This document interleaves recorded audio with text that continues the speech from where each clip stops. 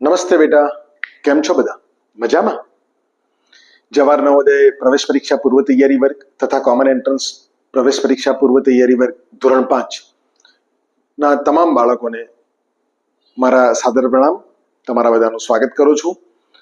આપણે આપણા ચેનલની અંદર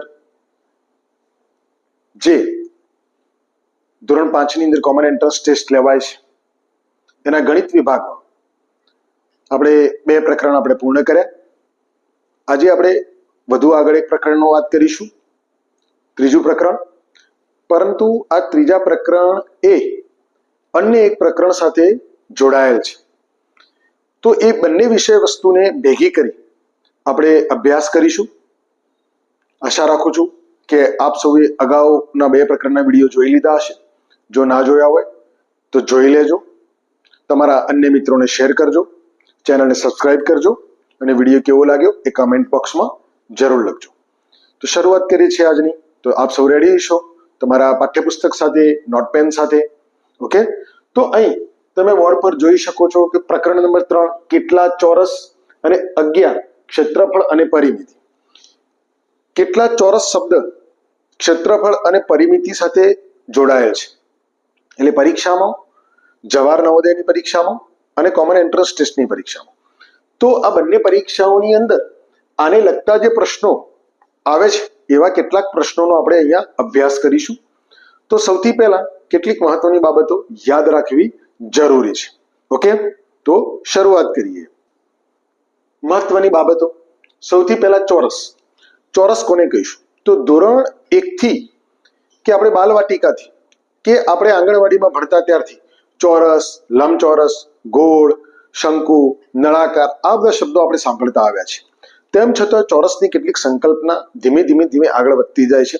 એ ચોરસની સંકલ્પનાને આપણે સમજવી. ચોરસ એટલે કે જેને 4 બાજુઓ હોય અને ચારેય બાજુઓ જે ભૌમિતિક આકારની ચારેય બાજુઓના માપ સમાન હોય અને ચારેય ખૂણા 90 અંશના કાટકોણ હોય તેને ચોરસ કહે છે. આ 4 બાજુઓ હોય, પરંતુ હજી પણ એક કન્ડિશન છે. આ ચારેય બાજુઓથી બંધ આકૃતિની રચના થવી જોઈએ. જો 4 આકારો આવી રીતે થાય, માનો કે એક આમ થાય, એક આમ થાય, એક આ રીતે થાય અને એક આ રીતે, તો ચોરસ બનતું નથી. ચોરસ બનવા માટેની કન્ડિશન છે કે એની ચારેય બાજુઓના આવી રીતે બંધ આકૃતિ બનવી જોઈએ અને ચારેય બાજુઓના માપ સરખા હોય. એનો મતલબ એવો સરખા માપનો કે ધારો કે અહીંયા 10 સેન્ટીમીટર અથવા 10 મીટર જો માપ હોય તો એની સામેની બાજુએ પણ 10 સેન્ટીમીટર માપ હશે. એ જ રીતે એની બાજુની બાજુ ઉપર પણ 10 સેન્ટીમીટર હશે અને આને પણ 10 સેન્ટીમીટર હશે. આ જ કન્સેપ્ટના આધારે આપણે જો આગળ વધીએ, આ જ કન્સેપ્ટમાં આગળ વધીએ તો આગળ આપણે સમજવાનું છે ક્ષેત્રફળ અને પરિમિતિ શબ્દ.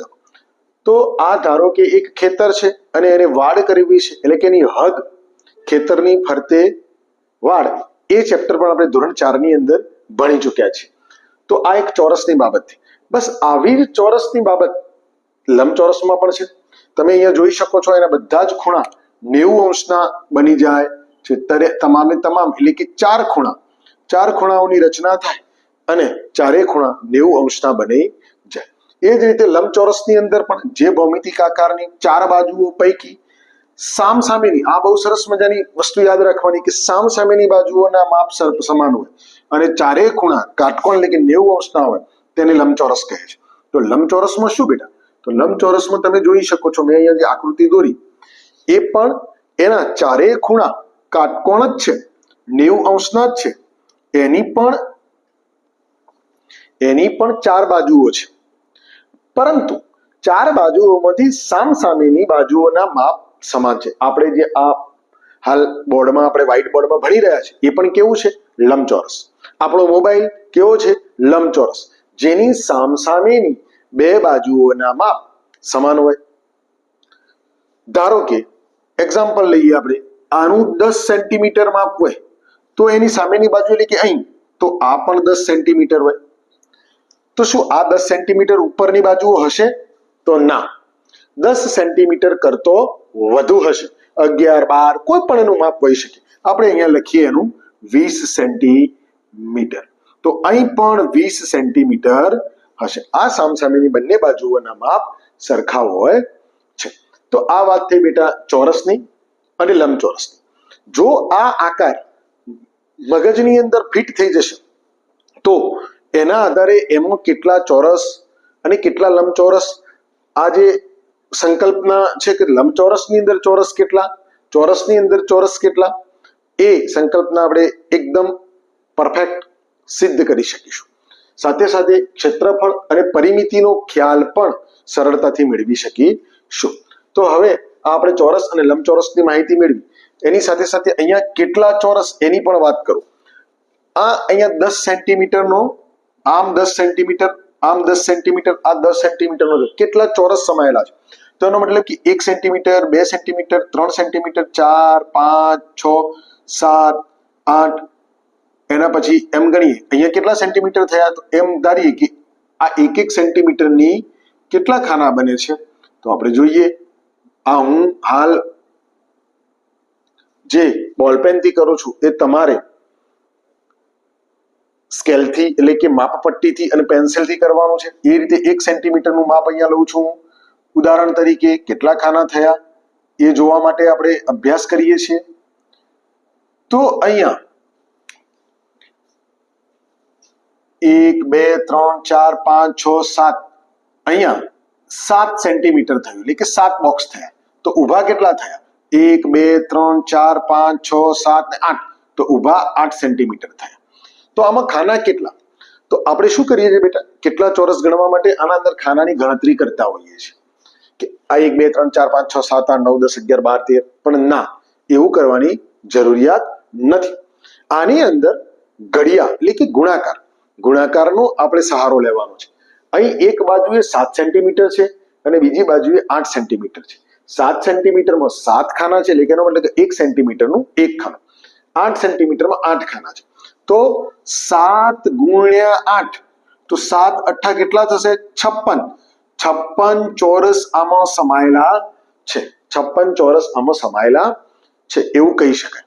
ઓકે, તો એ જ રીતે આ જે માપ આપ્યું 10 ગુણ્યા 10, આની બે બાજુઓ, કોઈ પણ બે બાજુઓના માપનો ગુણાકાર કરીશું.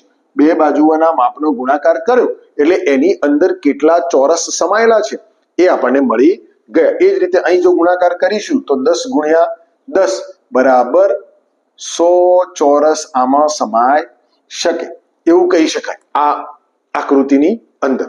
તો એ જ રીતે બેટા અહીં જો માપીએ તો લંબચોરસમાં આ બંને સામસામેની બાજુઓ છોડી એટલે કે બંનેની એક બાજુ, એક લાંબી અને એક પહોળી એટલે કે લંબાઈ અને પહોળાઈ જો એ લઈએ તો 20 ગુણ્યા 10 થશે. 20 સેન્ટીમીટર ગુણ્યા 10 સેન્ટીમીટર એટલે કે 20 ખાના એટલે કે 20 દાન 200 ચોરસ આ લંબચોરસ આકૃતિમાં સમાઈ શકે. 1 સેન્ટીમીટરના, જેની બાજુ 1 સેન્ટીમીટર છે એવા 200 ચોરસ આમાં સમાઈ શકે.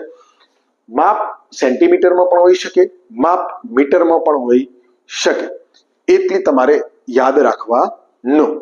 ઓકે, તો આશા રાખું છું કે આટલી મેં જે તમને સમજ આપી એ બરાબર સમજણ પડી ગઈ હશે. તો હવે આપણે આગળ વધીએ. મહત્વની બાબતોની અંદર હદ અને પરિમિતિ. હવે આપણે ક્ષેત્રફળ અને પરિમિતિ પૈકીના પરિમિતિ શબ્દની સમજ મેળવીએ છીએ. આપણે ધોરણ 4માં ખેતરની ફરતે વાડ પ્રકરણ જે ભણી ચૂક્યા અને કેટલા ચોરસ એ પણ ભણી ચૂક્યા. તો બસ એવું જ અહીંયા હદ અને પરિમિતિ આ બંને શબ્દ એકબીજાના સમાનાર્થી પર્યાય શબ્દ છે. ગણિતની ભાષામાં એને પરિમિતિ કહેવાય અને સાદી ભાષામાં એને હદ કહીએ તો પણ ચાલે. બંધ આકૃતિની બધી બાજુઓના માપનો સરવાળો એટલે હદ કે પરિમિતિ કહે છે. બંધ આકૃતિ 3 બાજુઓની પણ હોઈ શકે, 4 બાજુઓની પણ હોઈ શકે, 5 બાજુઓની પણ હોઈ શકે અને એના કરતા વધુ બાજુઓની પણ હોઈ શકે. પણ કોઈ પણ બાજુઓની બધી બાજુઓના માપનો સરવાળો બરાબર યાદ રાખજો. ધારો કે મેં અહીંયા ચોરસ દોર્યું છે, એક અહીંયા લંબચોરસ દોરેલું છે.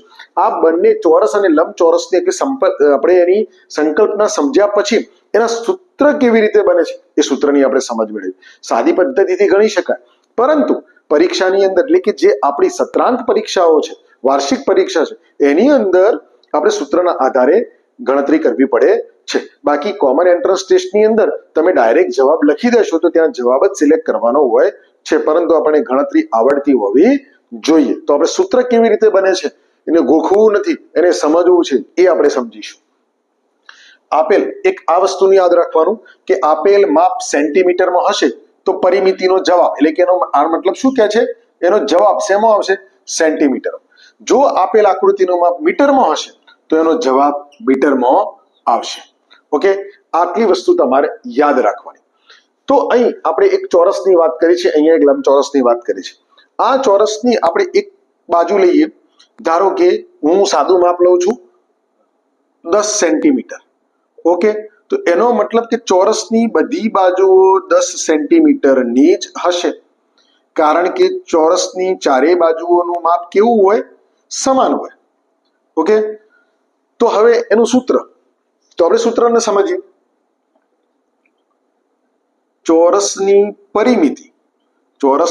પરિમિતિ બરાબર ચારે બાજુ એટલે કે લંબાઈ વત્તા લંબાઈ વત્તા લંબાઈ વત્તા લંબાઈ. બરાબર યાદ રાખજો, લંબાઈ વત્તા લંબાઈ વત્તા લંબાઈ વત્તા લંબાઈ. કેટલી વખત આપણે સરવાળો કરવો પડે, 1 2 3 અને 4 વખત. કેટલી વખત, 4 વખત. આપણે બેટા પુનરાવર્તિત સરવાળાનો મતલબ શું, તો પુનરાવર્તિત સરવાળાનો મતલબ છે ગુણાકાર, જે અગાઉ આપણે ઘડિયાની અંદર શીખી ગયા. શું આ 4 વખત સરવાળો કરવો જરૂરી છે? 4 વખત સરવાળો ન કરીએ અને ડાયરેક્ટ આવું લખીએ કે ચોરસની પરિમિતિ બરાબર 4 વખત લંબાઈ, 4 વખત લંબાઈ, તો એનો મતલબ કે 4 વખત લંબાઈ એટલે એક લંબાઈને 4 વખત ગુણીએ એટલે એનો જવાબ મળી જાય. અહીંયા 10 છે, 10 10 10 10, તો ચારે બાજુઓનું માપ કોઈ પણ એક બાજુથી શરૂઆત કરીએ તો આ ચારે બાજુઓનું માપ કેટલું થશે, 10 ને 10 20 ને 10 30 ને 10 40. તો અહીંયા 10 10 10 અને 10 લખીશું તો એનો જવાબ પણ 40 મળશે. અને એ જ રીતે જો આ સૂત્રની અંદર આપણે 4 વખત 10 તો એનો મતલબ કે 40. આ 40 આપણું માપ શેમાં હતું, સેન્ટીમીટરમાં, તો જવાબ પણ શેમાં આવશે, સેન્ટીમીટરમાં. તો આ આપણે એનું સૂત્રનું નિર્માણ કર્યું કે ચોરસની પરિમિતિ બરાબર 4 વખત લંબાઈ. આની જગ્યાએ તમે આ ડાયરેક્ટ સૂત્રનો ઉપયોગ કરી શકો છો. આ 4 વખત લંબાઈ કેવી રીતે આવી એની આપણે સમજ મેળવી. ઓકે, એટલે સૂત્રની રીતે ગણવું હોય તો ચોરસની પરિમિતિ બરાબર 4 વખત લંબાઈ એટલે કે 4 ગુણ્યા લંબાઈ. હવે એ રીતે લંબચોરસની વાત કરીએ તો અહીં પણ આપણે સાદું જ માપ લઈશું. અહીંયા આપણે 10 સેન્ટીમીટર લઈએ અને અહીં આપણે 20 સેન્ટીમીટર લઈએ. ઓકે, તો હવે આનું કેવી રીતે ગણીશું, તો આની સામસામેની બાજુઓ એટલે કે 20 ની સામે 20 સેન્ટીમીટર હશે અને 10 ની સામે 10 સેન્ટીમીટર હશે. આની પણ ચારે બાજુઓના માપનો સરવાળો. લંબચોરસનું સૂત્ર પણ એવું જ કે આને આપણે જ્યારે જે લાંબુ છે એને લંબાઈ ગણીએ, આને લંબાઈ ગણીશું અને આને પહોળાઈ ગણીશું. તો જોજો કેવું સૂત્ર બનશે,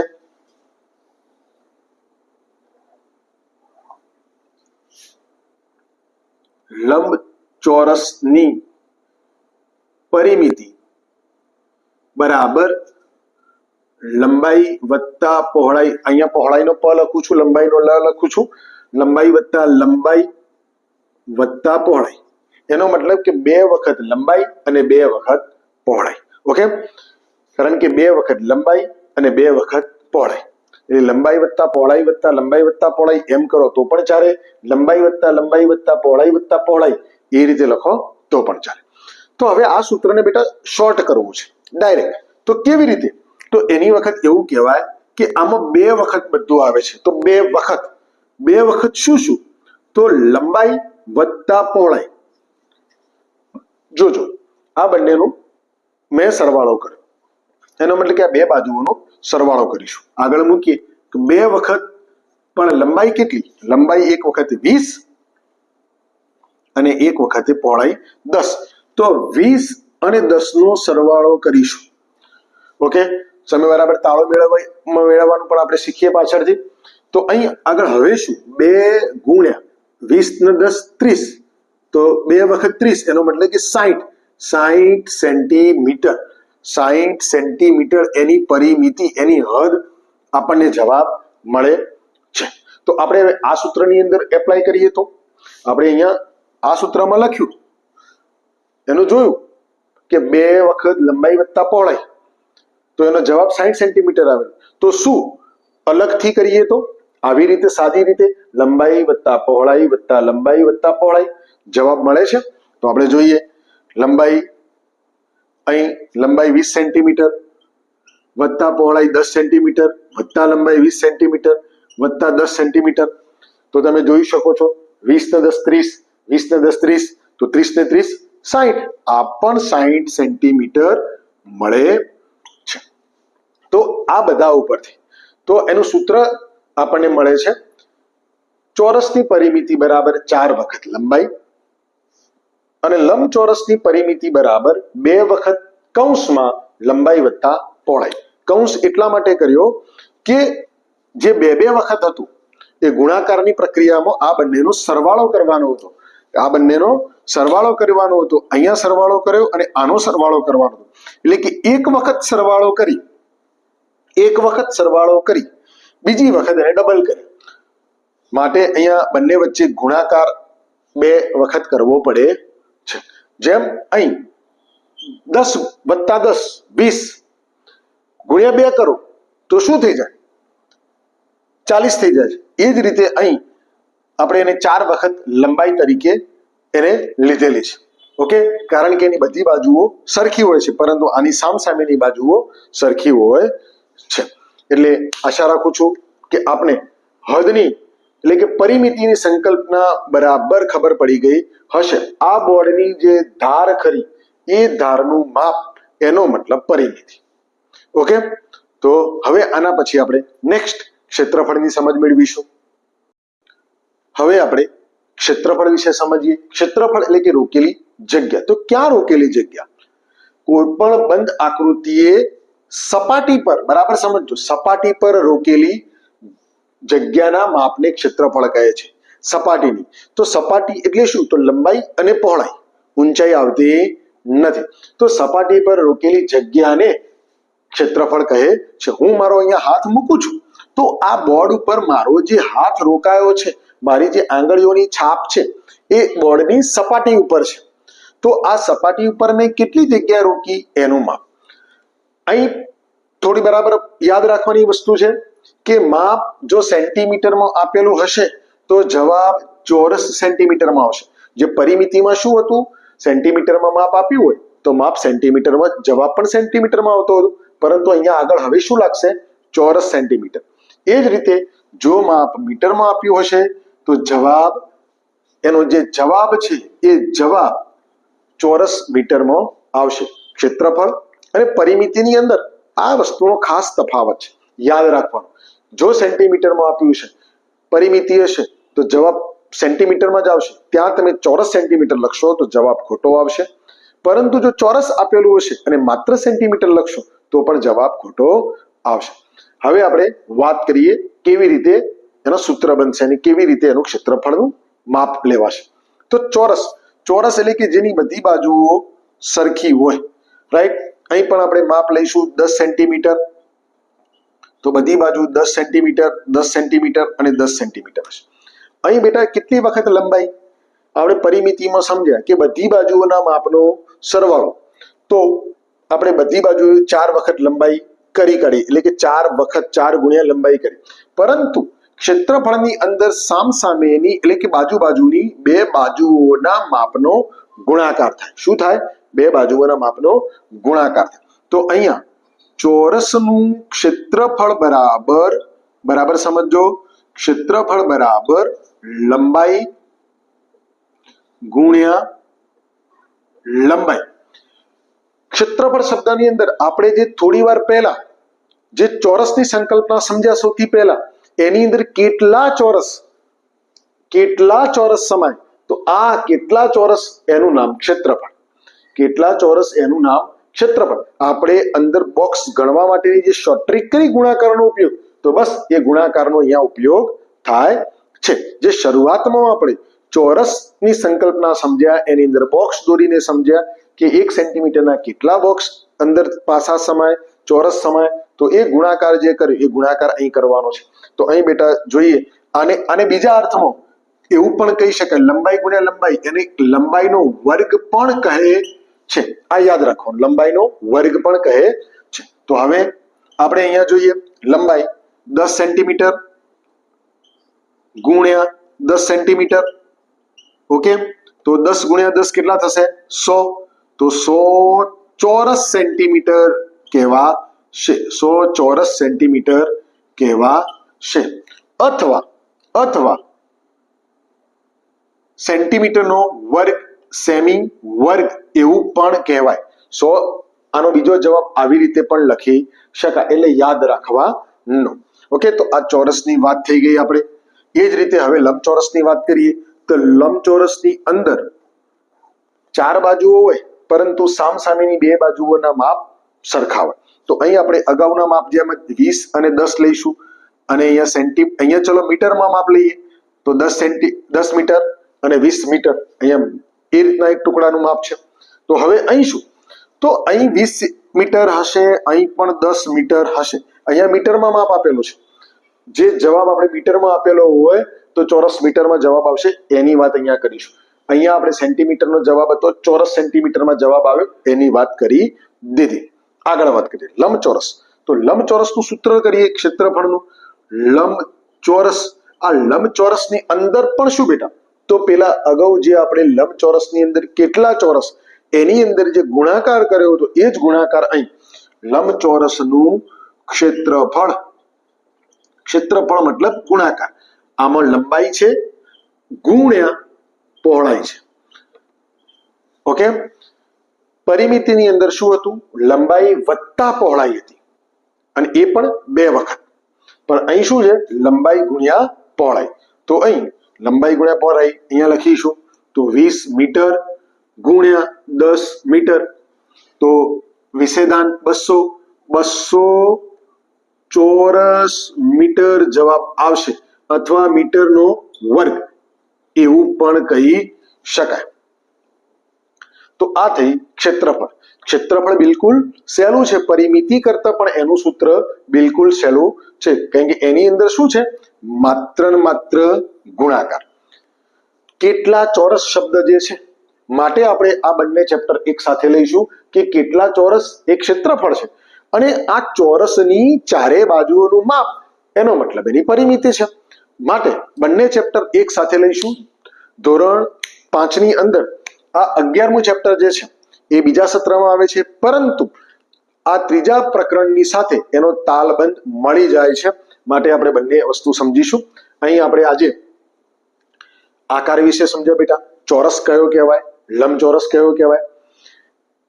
ચોરસની અંદર જે માપ આપેલું હોય એની અંદર કેટલા નાના ચોરસ, એટલે કે 1 સેન્ટીમીટરના, એના માટે તમે આલેખ પત્ર અથવા તમારા પુસ્તકની અંદર આપેલ આલેખ પત્રનો પણ અભ્યાસ કરી શકો છો, જેથી કરી તમને વધુ સરળતાથી કેટલા ચોરસ અંદર છે એ પ્રવૃત્તિ કરીને તમે મેળવી શકો છો. બીજા નંબરમાં આપણે શીખ્યા કે હદ એટલે કે પરિમિતિ. પરિમિતિ કોને કહેવાય? તો ચોરસની પરિમિતિ વિશે સમજ્યા, સાથે સાથે લંબચોરસની પરિમિતિ વિશે પણ સમજ્યા. પરિમિતિની અંદર 4 બાજુનો માપનો સરવાળો હોય છે, જેમ લંબચોરસમાં પણ હોય છે. બંનેનું સૂત્ર કેવું હોય છે એ આપણે શીખ્યા.